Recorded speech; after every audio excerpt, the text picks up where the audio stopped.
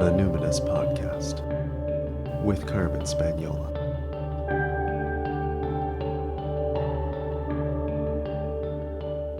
Hi there, and welcome to the Numinous Podcast, where we have interesting conversations with everyday folks about the mystery of life. This podcast is brought to you by the Numinous School, an online intuition development course for people who want their self-awareness to serve a greater good. And do you know what I mean by that? Do you know what I mean by wanting your self-awareness to serve a greater good? It means that for you, it's not enough to just want to manifest for your own sake. You want to develop your spirit, your soul, your intuition, because you really want to put that in service of something greater. And I'm really excited because my guest today is Elle North, a woman who is doing exactly that. She has two of the qualities that I most admire in a person. Number one, she's intuitive, and number two, she's a designer. And she combines that to create beautiful websites for spirited entrepreneurs. I connected with Elle over Skype. She was at home in Portland, Maine. So, Elle, how did tarot come into your life? Tarot came into my life kind of unexpectedly. I was at a cafe and there were three people there who were offering 5-minute tarot readings for $5. And so I was like, why not? It's $5. So I signed up, and the tarot reader actually ended up spending about 40 minutes with me for $5, which was a pretty good deal. That's awesome. Yeah. And she pulled these really interesting cards that I kind of knew nothing about, like the High Priestess and the Magician and the Hierophant, and a lot of major arcana cards and a lot of other powerful minor arcana cards. And by the end of the session, she kind of convinced me that I needed to at least buy a tarot deck. So I went out and I bought my first tarot deck, which was the Herbal Tarot. And this was about 9 years ago.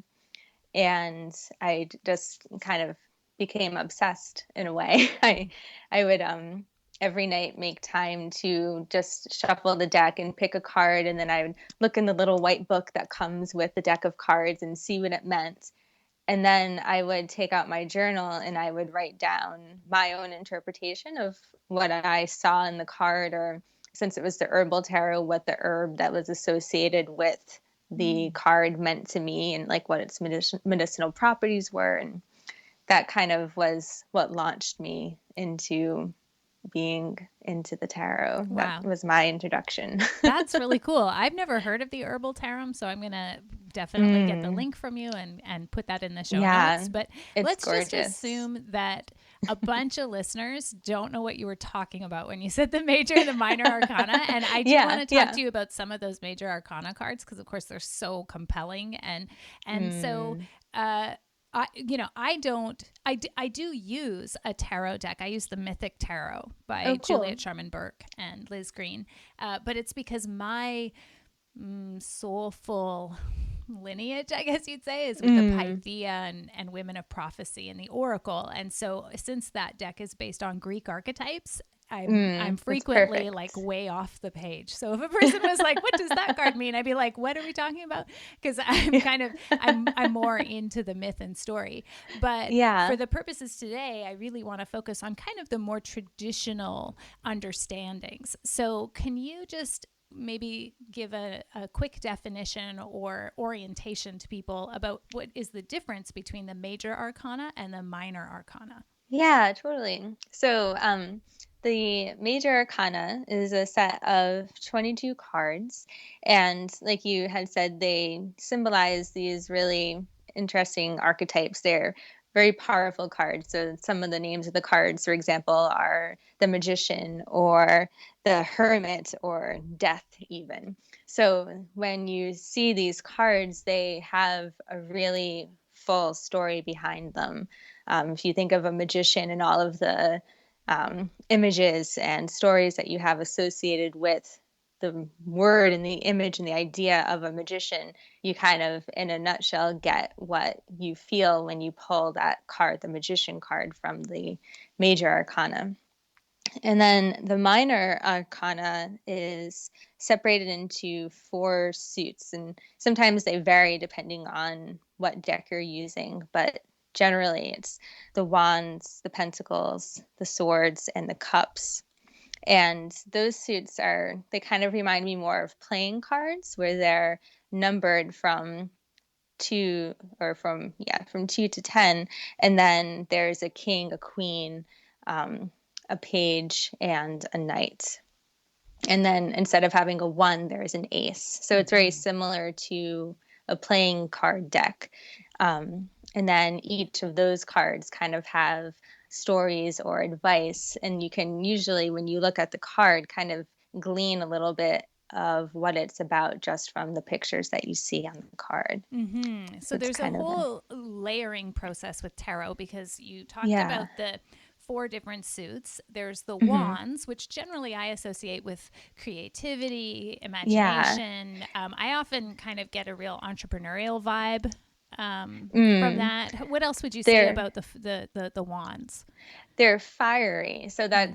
when you have that creative entrepreneurial, like that spark that you have when you're creating something, it's from the wand. So if you think of like a magic wand, like the fairy godmother, and it has the like little orb of glowing stardust at the tip of it, that's kind of where that spark comes from. And what do you So associate the pentacles with?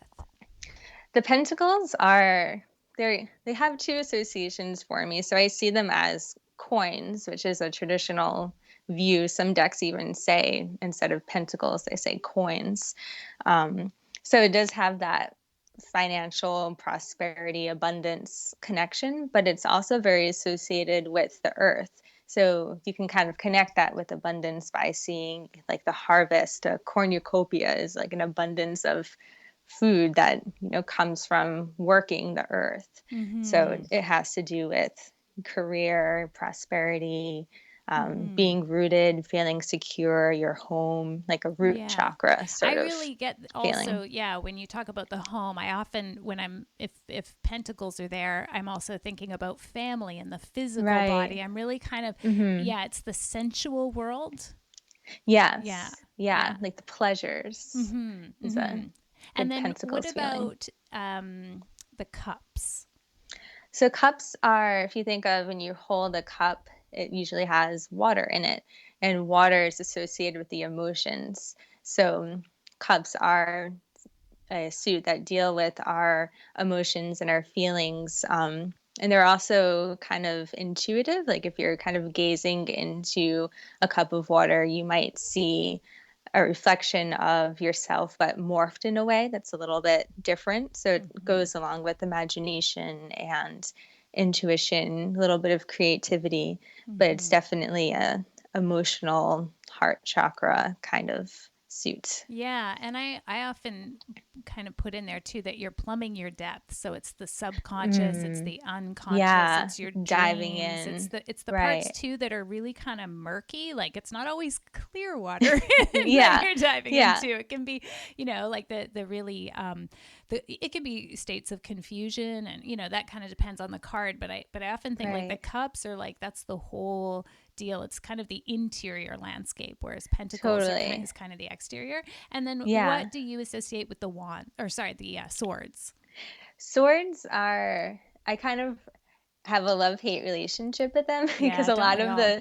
yeah, like the sword images, when you look at them, they can be a little gruesome, but the swords are associated with air. If you think of like swishing a sword, you can hear the air moving around the sword, like the Yeah. um, um, so if you see it as connected with air, it's very mental. So I'm a Gemini. So when I think of the swords, I kind of think of my own Gemini personality. It's a suit of communication, of mental issues. So if you kind of are dealing with a good sword card or something that you see as a positive sword card, it might be showing somebody who's swiping through mental obstacles. So it kind of deals with your thoughts and your words and how you can use those to your benefit, or if it's your thoughts that are, keeping you up at night. So Yeah. nightmares and things like that. Absolutely. Yeah. I often, with swords, yeah, a lot of them are very sort of anxious, Yeah. sort of angsty cards. But I often get to the idea of like perspective, truth, it's like fresh ideas. It can be innovation. It can be, so it kind of has both that dynamic mental intuition kind of association for me of just like Right. having that bright kind of like beautiful mind, but it can also be about like what are your hard truths, like what like what's your vision, what's your Yeah, why in your life, absolutely. So okay, so when you're working with the tarot, how does your intuition come through? Like, I was saying how I don't do sort of the traditional meanings with my deck, and I would imagine that your messages are coming through a lot of different ways. So are you a Yeah. hyper visual person? Like you also are a graphic designer. So Yeah. that's kind of my projection. It's like, oh, she must be very clairvoyant. But how does your intuition work when the tarot is your tool? So I usually when I first started reading cards, I would, be with my friends and be in my apartment, and I kind of knew a little bit of what the card meant according to like the two sentences in that little white book, Yeah. But I would just pull the cards for them, and then all of a sudden these words started coming out of my mouth. And then after all the words were, done, I would think to myself, like, where did that come from? Like, I didn't know that I knew those things, or I have no idea how I saw those things. And that was kind of the beginning of me realizing that I have a strong sense of clear cognizance. So And clear so, sense of inner knowing, where it just like right. truth comes Yeah. fully formed and you don't know how you know, it just is there. Yeah. Yeah. It just kind of comes. So that was kind of how I started to work with my own meanings for the tarot. Was I would pull a card and then I would just write in my journal, and I would kind of see what came up for me whenever I picked a certain card. And then I kind of went from there with studying different books on the tarot and seeing what connections were made with the traditional Rider-Waite deck, and applying that to what I saw in my deck and kind of combining the two. And then a lot of times I'll be doing a reading for somebody and using the context of what it is that they're working with in their own personal and spiritual lives. I'll pick a card and I'll see something that I hadn't seen before in the card. And it was almost like it's a message just for that one person that I'm doing the reading for. And it just might, be a connection between two cards, or it might be something that I see in a card and an analogy is just made in my mind. But a lot of times it just kind of appears, and I write it down, and sometimes I'll say, like, where did that come from? That doesn't make any sense. And then I'll say it to my clients and they'll say, oh my gosh, that makes perfect sense. How did you know? Or that made a light bulb go off in my head. So yeah, and you're like, I kind of didn't know. I was just Right. talking. Yeah, yeah. Right, It was exactly like that for me too, where things would just start to come through. And I would say that all of the other clairs developed more over time, but it was the claircognizance for me too, where it just the words just came through, and this like weird analogy would come, and people would be like, oh my God, I totally had it. I said this to a woman the other day. It's almost like you're falling down and moving forward at the same time. It's like you don't know where you are. And anyway, at the end of the reading, she was like, I had a major fall off a horse not long ago, and just as you were talking about it, I was in that moment again. And I was like, isn't that funny? Because I'm like, it's kind of like and then I come up with this super specific weird analogy, and she's like, yes. That it used to totally freak me out. I had instances of this since I was really small, and my mom would sometimes tell me, like, yeah, you said this once and I don't know how you knew that, or just things would come out of my mouth, and it was almost like I was telling a story. I was just kind of playing with words. And so it can be a little frightening at first, but then I think the more you kind of use it and the more you say things to people instead of holding it back and saying, oh, this sounds crazy, like the more you kind of use it, I think the more it's like you kind of understand the gift of this clair. That's neat. So when you were a kid, were you like always interested in crystals and the Greek Yeah. mythology and that kind of stuff? I was definitely a weird kid. Like I became obsessed with the Beatles when I was 4. And I would listen to the song, and the beginning of the lyrics is close your eyes, relax and float downstream. Mm. And I had this like little place in my room and I would sit and I would listen to that song and I would close my eyes and it would be like a guided meditation for me. Like Wow. before I knew what guided meditation was, because I was, you know, Yeah. 4 in the 80s. So Right.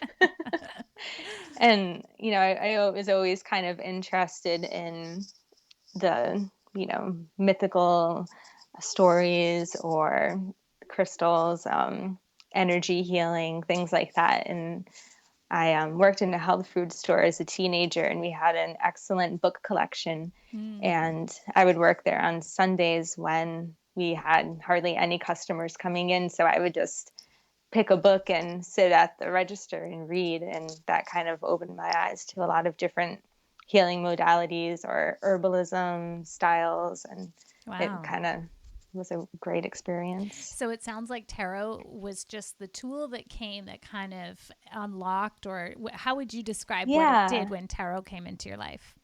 I would say it unlocked um, maybe more of my spiritual self that I didn't really know about. I think I didn't think that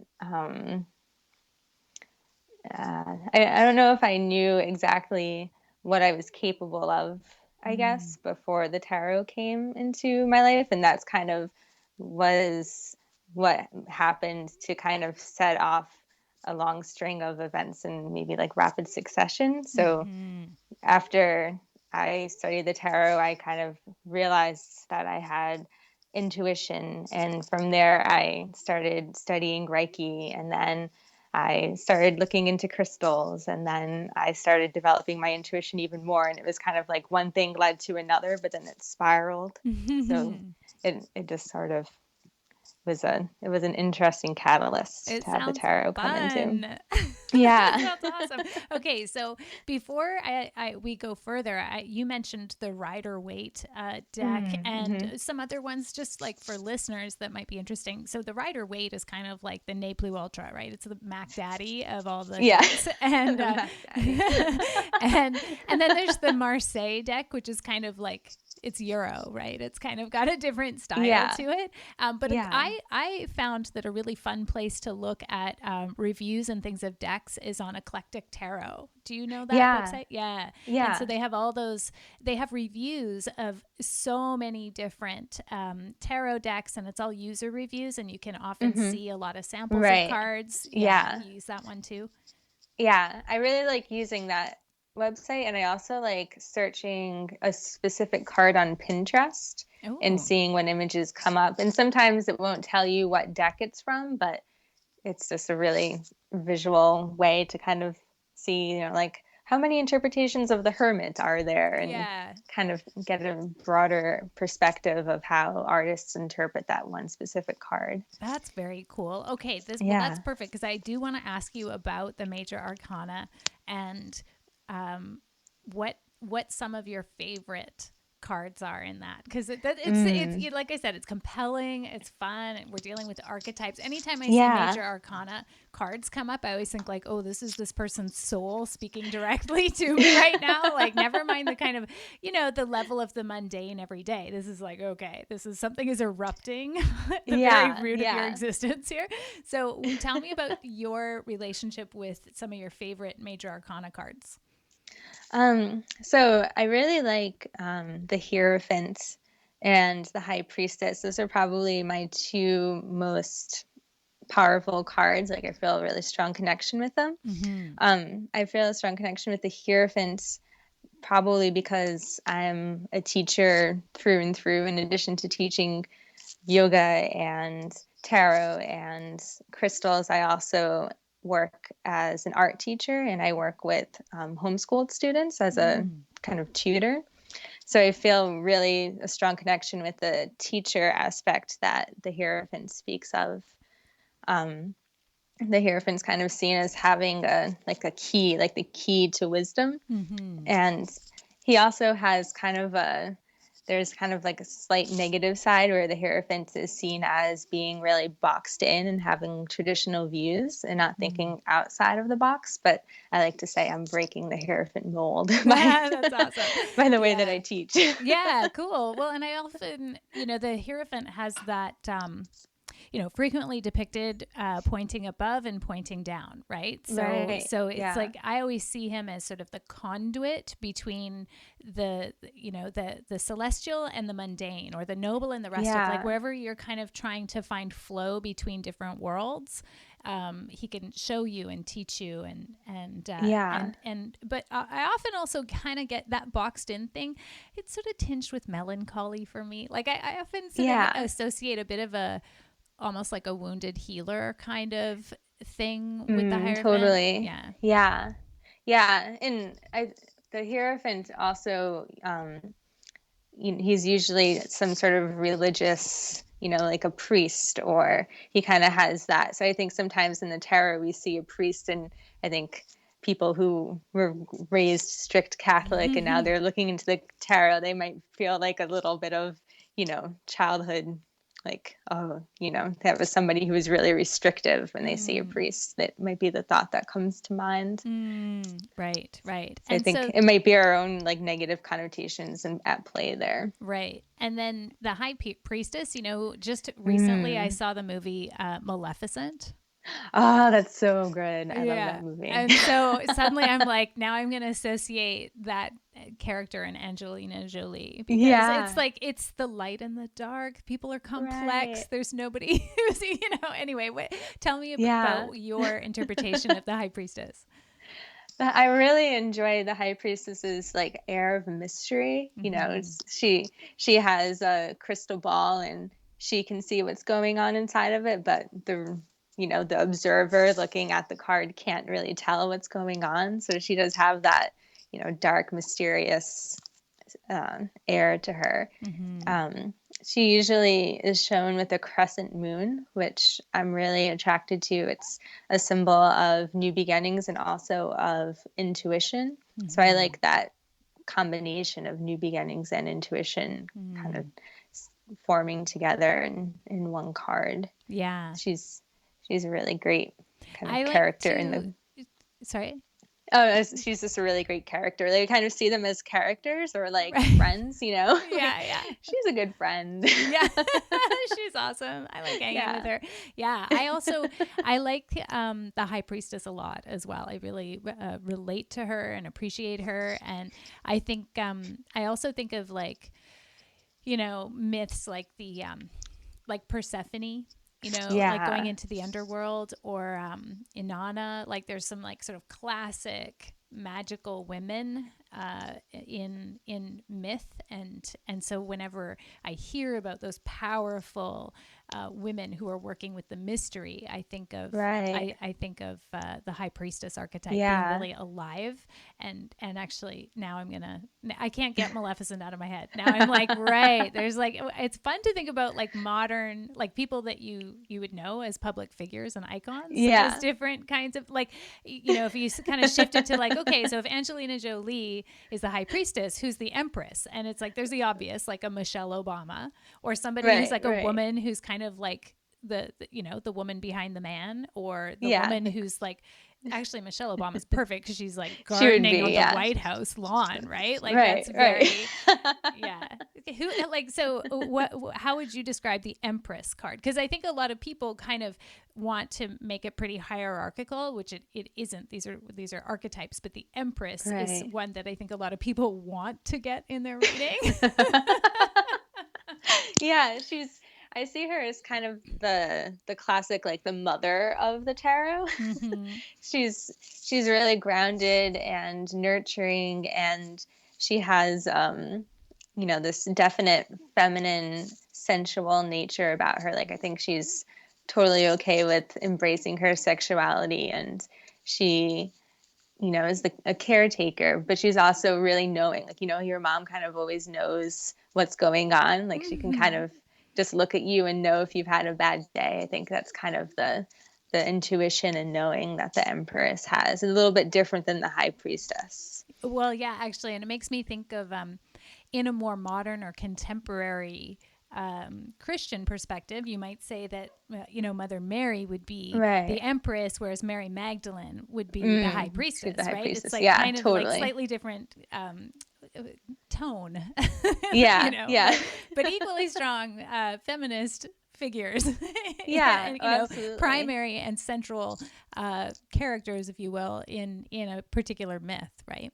Yeah, And yeah. so how then, when you are, because you're a graphic designer as well as all this, you do really beautiful work on your Thank own you. website and other clients and who are doing healing work and intuitive work. So how does the tarot inspire you in your work, if at all? Like, do you do any ritual or do you Oh, draw yeah. cards? Yeah. I have a few ways that the tarot kind of started to sneak into my design work when I was first, kind of offering that as a service to other people. And then I realized that the tarot was kind of like knocking on my graphic design door, like, let me in. We need to, I need to be a part of this. So, Yeah, we've set up an advisory council. We've got, right. Yeah. we'll give you some We're feedback. here to help. Yeah. Totally. Yeah.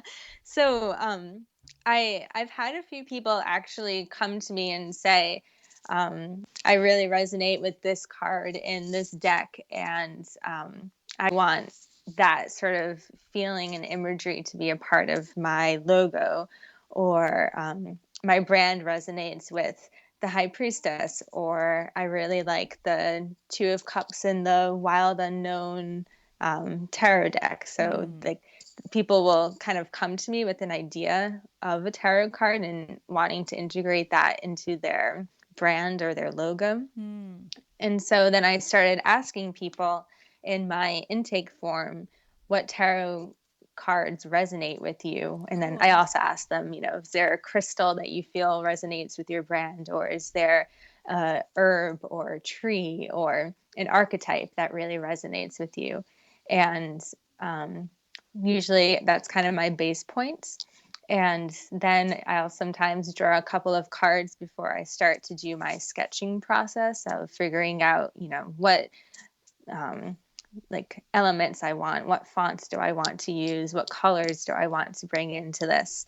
And usually the cards will kind of give me a few nudges along, and Yeah. that's kind of the start of the intuitive process for how I do design work. Wow, that's awesome. So if Yeah. somebody doesn't know what card resonates with them, Right. how, or like, Yeah. was there like a book, there's Rachel Pollack has 78 Degrees of Mm-hmm. Wisdom and, The Yeah. Wisdom of the Tarot. There's a whole bunch of kind of classic books. But was there a resource that you started with or soon after you first got the Herbal Tarot Yeah. that you think would be a good I recommendation? actually, yeah, I actually don't know the name of this book, but this is kind of one of those coincidence stories. So I'll tell you, even though it won't be helpful because I don't know the title of the book. But I, a week after I'd gotten the Herbal Tarot and I was starting to write my kind of intuition and how I thought certain cards were speaking to me, I went to the library and they had a shelf for free books that people were just giving away, and the only book on that shelf was a beginner's tarot book. And I was like, okay, I guess this is for me. But I actually Awesome. don't have it anymore because I Because threw you're an away a whole advanced bunch of tarot stuff. person now. Right, Yeah. right. But my favorite book right now is that 78 Degrees of Wisdom by Rachel Pollack. I find that book to be fascinating, and that's a book that I kind of use it as a tarot card in a way. I'll or a tarot deck. I'll just kind of like flip to a certain page and then I'll read about what card comes up. So it's definitely been a really fantastic resource, and I really love how she dives really deep into the cards. It's not just a superficial, especially with her major arcana interpretations. It's she has like 5 to 10 pages sometimes on a certain card. So I feel like she kind of helped me to deepen my knowledge of what each card, traditionally meant. And then that kind of led my intuitive mind to go a little bit deeper. So, Yeah, yeah. she is the mistress of all Yeah. things tarot for sure. Okay, so Absolutely. Elle North, as a tradition on the Numinous podcast, we end with a question from the Proust questionnaire. And that question is, what do you consider perfect happiness? Perfect happiness. I guess for me, perfect happiness would be a sense of, I guess, freedom from desire for more.